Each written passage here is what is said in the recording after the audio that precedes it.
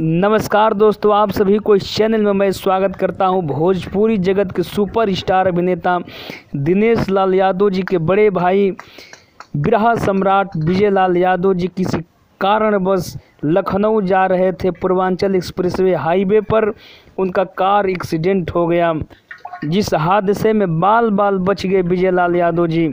उन्हें लखनऊ के वेदांता हॉस्पिटल में भर्ती किया गया है। डॉक्टरी ट्रीटमेंट चल रहा है। अभी सूत्रों के मुताबिक पता चला है कि अपने बड़े भाई विजय लाल यादव जी को देखने के लिए भोजपुरी के सुपरस्टार अभिनेता दिनेश लाल यादव निरहुआ भी पहुंचे हैं उस हॉस्पिटल में। निरहुआ को हॉस्पिटल में पहुंचते ही उस हॉस्पिटल में बवाल मच गया। पता चलता है उस हॉस्पिटल के नर्स भी अपने काम धाम को छोड़कर निरहुआ के साथ फ़ोटो खिंचाने आ गई। तो दोस्तों, आप लोग दुआ कीजिए कि बिरहा के सम्राट विजय लाल यादव जी जल्दी स्वस्थ हों। इसी के साथ हम विदा लेते हैं। जय हिंद, जय भारत।